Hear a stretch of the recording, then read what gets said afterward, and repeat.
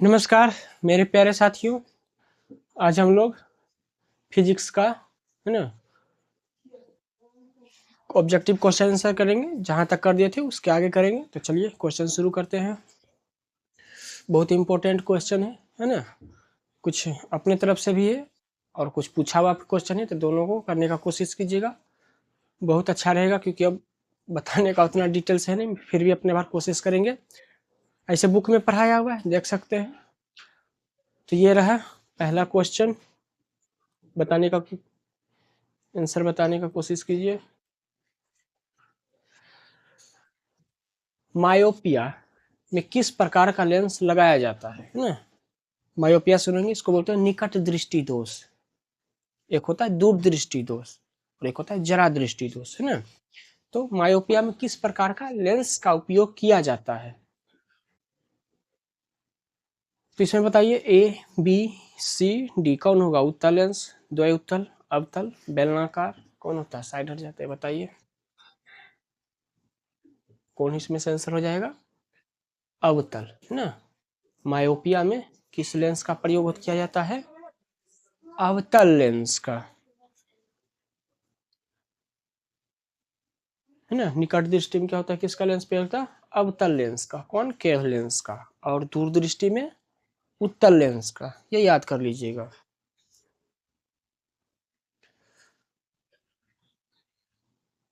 ना निकट मायोपिया बोलते हैं इसको, निकट दृष्टि दोष मायोपिया को। वह नेत्र दोष जिसमें निकट की वस्तु बोले ना दिखाई देगा, मगर लेकिन दूर की वस्तु धुंधली दिखाई देगा इसमें, है ना। निकट दृष्टि में क्या होगा, निकट की वस्तु दिखाई देगा, दूर की वस्तु क्या होगा, दिखाई नहीं देगा। और दूर दृष्टि में क्या होगा, दूर की वस्तु दिखाई देगा, निकट की वस्तु दिखाई नहीं देगा। तो चलिए आगे देखते हैं। यहाँ से क्वेश्चन है, इसके पीछे भी कर दिया तो वो भी देख सकते हैं। प्रकाश की किरण को मोड़ने की क्षमता को कहते हैं, देखे होंगे है ना। लेजर लाइट से जलाता है तो देखते टकराता है, प्रकाश इधर उधर मुड़ जाता है ना। तो वही पूछ रहा है, प्रकाश की किरण को मोड़ने की क्षमता को क्या कहते हैं। लेंस की क्षमता, लेंस की क्षमता का व्युत्क्रम, लेंस का समंजन क्षमता, असमंजन क्षमता, है ना। इनमें से कोई नहीं। तो 22 का बताइए आंसर क्या होगा। साइड हट जाते ताकि आपको पूरा दिखाई दे।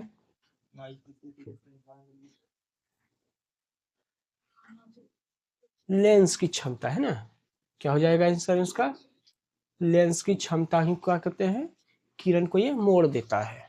देखो नहीं देखें, शीशा रहता है, किसी में देखिएगा तो लेजर का जो लाइट होता है सीधे पार हो जाएगा।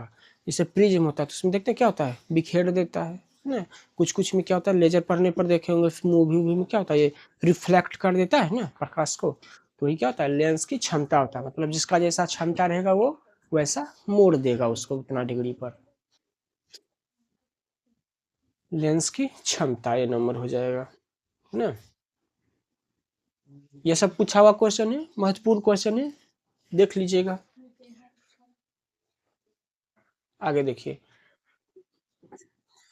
जल की एक गोलीय बूंद, मतलब देखेंगे बरसात में पानी पड़ता है तो गोल गोल बूंद रहता है ना। बूंद में व्यास के अनुदिश आपतित प्रकाश किरण की कितनी बार अपवर्तन होगा, है ना। वर्षा का बूंद या देखेंगे अभी ठंड के समय है तो ओस पड़ता है ना, उसमें पूछ रहा है उसके व्यास के अनुसार, है ना। मतलब वो छोटा बूंद में से कितना व्यास बनेगा, एमएम में बनेगा थोड़ा सा, और क्या बनेगा, एमएम से भी छोटा बनेगा। तो बोल रहा है आपतित प्रकाश की किरण कितनी बार अपवर्तन होगा, 4 बार, 3 बार, 2 बार या 1 बार, बताइए तो। 1 बार, 2 बार, 3 बार, 4 बार बोल सकते हैं, इसमें से कौन सा आंसर होगा। तो 2 बार, है ना। इसका आंसर क्या हो जाएगा, 2 बार। अपने से भी आंसर साइड हटेंगे तो आप अपने से भी दे सकते हैं, उसके बाद तो हम बता ही देंगे, है ना। 2 बार होगा। ये भी देख लीजिए 2 बार क्यों होगा। पहली बार हवा से जल में प्रवेश करते समय और दूसरी बार जल से हवा में बाहर निकलते समय होगा, है ना। 2 बार होगा। लेंस में मुख्य फोकस की संख्या होती है, लेंस में मुख्य फोकस की संख्या होती है, बताना है 1 2 3 या इनमें से कोई नहीं? बताइए तो 24 नंबर। तो 2 होती है ना। लेंस में भी फोकस कितने होते हैं? मुख्य फोकस की संख्या 2 होती है। देख सकते हैं 2 होती है मुख्य फोकस। समतल दर्पण द्वारा बना प्रतिबिंब होता है वास्तविक, काल्पनिक, ए और बी दोनों, इनमें से कोई नहीं। समतल दर्पण की बात कर रहा है तो बताइए। तो काल्पनिक होता है समतल दर्पण में। प्रतिबिंब कैसा बनता है? काल्पनिक प्रतिबिंब बनता है ना। वर्चुअल जिसको बोलते हैं, आभासी भी इसको बोला जाता है। सरल सूक्ष्मदर्शी, सूक्ष्मदर्शी के माइक्रोस्कोप। सरल सूक्ष्मदर्शी में किसका उपयोग होता है? अवतल दर्पण, उत्तल दर्पण, अवतल लेंस या उत्तल लेंस? बताइए तो। ए, बी, सी, डी किसका होता है? तो उत्तल लेंस का होता है। सूक्ष्मदर्शी में किसका होता है? देखते होंगे ना, उसमें देखता है तो कोई चीज जूम करके एकदम नीचे एकदम पूरा बैक्टीरिया तक दिखा, जैसे हाथ में देखेगा तो इसे बैक्टीरिया नहीं दिखेगा, है ना, और उसमें देखेगा तो वो क्या होगा? दिखा देगा। तो उसमें किस लेंस का प्रयोग होता है? उत्तल लेंस का, है ना। उत्तल लेंस का प्रयोग होता है सूक्ष्मदर्शी सिंपल माइक्रोस्कोप में। अवतल दर्पण में आवर्धित काल्पनिक प्रतिबिंब बनाने के लिए वस्तु को कहाँ रखा जाता है? अवतल दर्पण की बात कर रहा है, उत्तल दर्पण दोनों बताया हुआ है, पढ़ा दिए तो देख लीजिएगा। फोकस और ध्रुव के बीच, वक्रता केंद्र के से परे, फोकस पर, वक्रता केंद्र और फोकस के बीच। 27 नंबर का आंसर बताइए तो। ए, बी, सी, डी, है ना। ए नंबर कहाँ रखेंगे तो? फोकस एफ और पी पोल ध्रुव के बीच में रखिएगा ना, तो कैसा बनेगा? आवर्धित काल्पनिक प्रतिबिंब बनेगा अवतल दर्पण में, है ना। फोकस और ध्रुव के बीच, पी और एफ के बीच में कैसा बनेगा? काल्पनिक और सीधा। और कैसा बनेगा? तथा वस्तु से बड़ा प्रतिबिंब बनेगा, ये भी याद रखिएगा। ये सब बताया हुआ है। किस दर्पण की फोकस दूरी चिन्हों की परिपाटी के अनुसार ऋणात्मक मानी जाती है? चिन्ह परिपाटी पढ़े होंगे, है ना। ए, बी, सी, डी कौन है? समतल दर्पण, अवतल दर्पण, उत्तल दर्पण, इनमें से कोई नहीं। बताइए तो। 28 नंबर तो अवतल दर्पण हो जाएगा, है ना। फोकस दूरी चिन्हों के परिपाटी के अनुसार ऋणात्मक मानी जाती कौन होती है? अवतल दर्पण में, है ना। अवतल दर्पण में। आगे देखिए 29 नंबर। निम्नलिखित में से किस लेंस को अपसारी लेंस कहते हैं? पढ़ाए भी थे पहला चैप्टर में ये, है ना। अपसारी, अभिसारी, समांतर। अपसारी में क्या होता है? प्रकाश एक से निकलता है और फैल जाती है। अभिसारी में क्या होती है? फैला हुआ प्रकाश एक केंद्र पर, एक बिंदु पर मिल जाती है। और समांतर में समांतर चलती है ना। तो बताना है निम्नलिखित में से किस लेंस को अपसारी लेंस कहते हैं? अपसारी लेंस मतलब उसमें प्रकाश क्या हो जाएगा? फैल जाएगा अपसारी में, इसका मतलब फैल जाएगा। तो बताना है कौन होगा? अवतल लेंस, उत्तल लेंस, उत्तल लेंस से अवतल लेंस, द्विफोकल लेंस कौन होगा? ए, बी, सी, डी कौन होगा? तो अवतल हो जाएगा, है ना। क्या हो जाएगा? अवतल लेंस में क्या हो जाएगा? अपसारी मतलब प्रकाश को ये फैला देगा। लेकिन टॉर्च से जलाते हैं तो कैसे प्रकाश बड़ा हो जाता है ना, गाड़ी उड़ी का देखते होंगे, है ना। अवतल लेंस। एक अभिसारी किरण पुंज, अपसारी में क्या होता है? प्रकाश निकलकर फैल जाती है। और अभिसारी में फैला हुआ प्रकाश देगा उसमें तो वो एक जगह केंद्रित कर देगा। समतल दर्पण पर आपतित होती है परावर्तित किरण पुंज होगा अपसारी, अभिसारी, समांतर, इनमें से कोई नहीं। ए, बी, सी, डी बताना। इसमें तो क्या हो जाएगा? अपसारी हो जाएगा, है ना। इसका आंसर क्या हो जाएगा? अपसारी होगा, अपसारी। किसी समतल दर्पण द्वारा आवर्धन होता है। आवर्धन पढ़ाए हैं, किसी समतल द्वारा आवर्धन होता है। बताना इसमें से +1 मतलब पॉजिटिव, -1 शून्य, या इनमें से कोई नहीं। बताइए तो ए बी सी डी। तो आवर्धन कितना होता है? मतलब बोला जाता है ना आवर्धन 0 से 1 के बीच होता है, तो 1 बोल देंगे समतल दर्पण का। इसे आवर्धन में ये हो जाता है, देखिए 0 है ना और 1 के बीच होता है, जो भी होगा। ऐसे यहाँ पर समतल दर्पण के द्वारा बता रहा है तो 1 होगा आवर्धन, है ना, आवर्धन 1 हो जाएगा।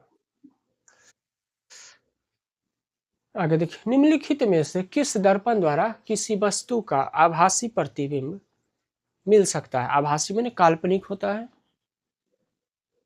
निम्नलिखित में से किस दर्पण द्वारा किसी वस्तु का आभासी मतलब काल्पनिक प्रतिबिंब प्राप्त हो सकता है? समतल दर्पण से, उत्तल दर्पण से, अवतल दर्पण से, या इनमें से सभी से? तो बताइए तो ए बी सी डी। क्या हो जाएगा इसका? डी, सभी से। आभासी माने काल्पनिक, क्या हो जाएगा? सभी से प्राप्त हो सकता है ना, इनमें से सभी, इनमें से सभी से है। समतल दर्पण से भी प्राप्त होता है, उत्तल से भी, अवतल से भी।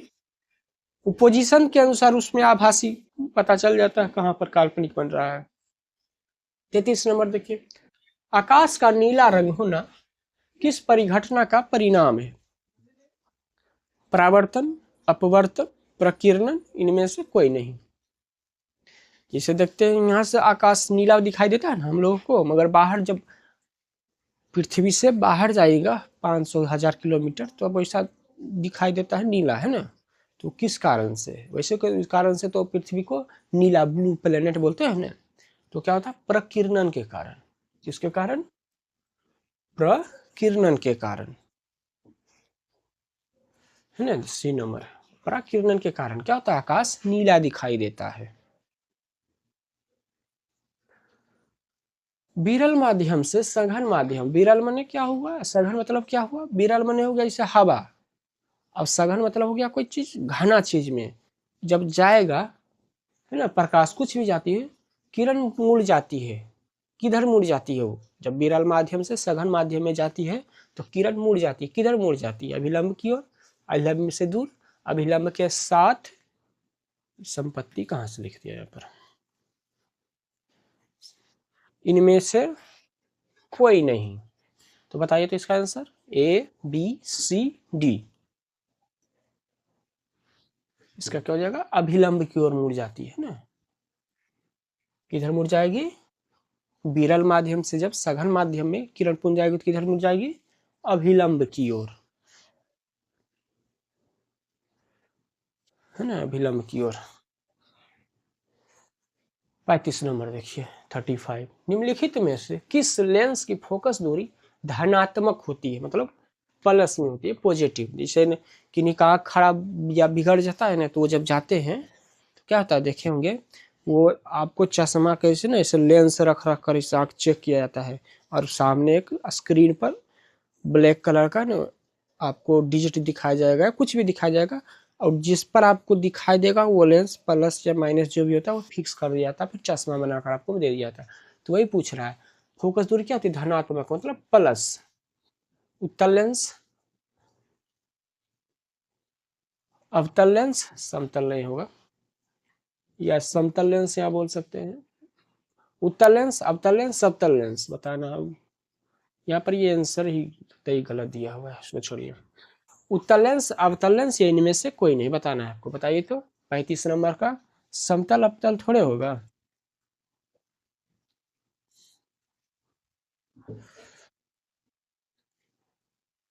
समझिएगा क्वेश्चन, मतलब पूछ रहा है जैसे ऐसे जो बच्चा जिनको दिखाई नहीं देता है ना, आंख जिनका दिक्कत है, प्रॉब्लम है, तो वो दिखाने जाता है, तब वहां पर क्या हो जाएगा? उत्तल लेंस होगा। उसमें क्या होता है? धनात्मक होता है।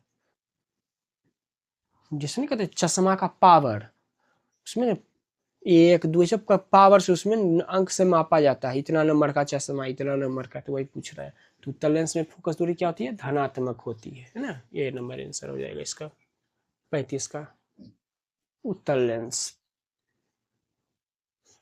36 नंबर देखिए, चिन्हों को निर्देशांक परिपाटी में धनात्मक फोकस दूरी होता है उत्तल लेंस की, उत्तल दर्पण की, अवतल दर्पण की, डी ए और बी दोनों, बताइए तो। 36 नंबर ए और बी दोनों हो जाएगा, है ना, ये दोनों, डी नंबर आंसर इसका हो जाएगा। मतलब उत्तल लेंस और उत्तल दर्पण दोनों का क्या हो जाएगा, फोकस दूरी धनात्मक, मतलब प्लस में रहेगा, उत्तल दर्पण और उत्तल लेंस का, ये आंसर हो जाएगा इसका।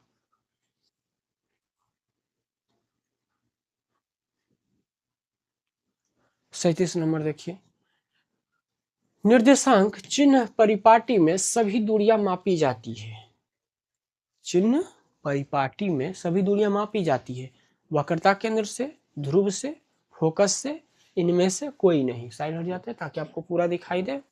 बताइए तो 37 नंबर का किस में होगा, ए बी सी डी, किससे होगा, ध्रुव से। किससे मापी जाती है सभी दूरियां, ध्रुव से, मतलब पोल से, पी से। सभी दूरियां किससे मापी जाती है, ध्रुव, पोल मतलब पी से। दर्पण में देखते थे जैसे ये दर्पण बना था, यहाँ पर ही पी बनता था ना, तो उसी से मापा जाता है। सघन माध्यम में समगम माध्यम के विरल,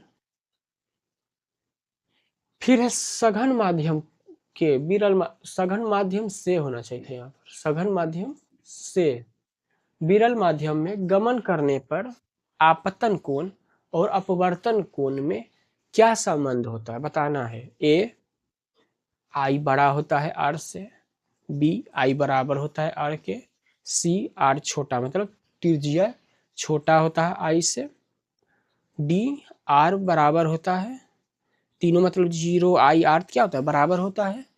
ए बी सी डी क्या होगा, 38 नंबर का आंसर आपको बताना है।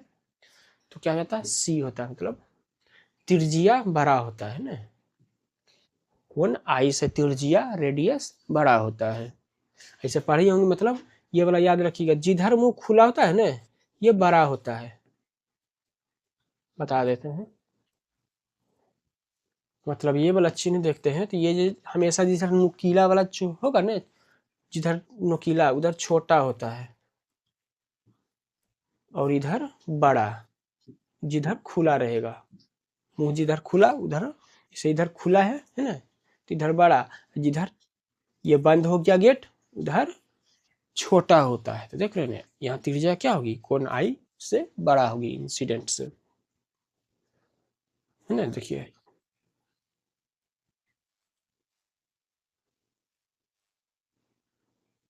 तो आज के लिए दोस्तों यही तक रहा, इसका आगे का क्वेश्चन भी हम जल्द ही लाने का, मतलब आपको जल्द ही मिल जाएगा। तो पढ़ाई पर ज़्यादा ध्यान दीजिए, क्योंकि अब दिसंबर 9-10 हो ही गया, मतलब जनवरी भर, फरवरी में तो परीक्षा एग्जाम ही हो जाएगा, डेट भी निकल ही गया है। तो मिलते हैं आपको जल्द ही इसके अगले अध्याय में, तब तक अच्छे से तैयारी कीजिए, ठंड है थोड़ा सा बच के रहिए।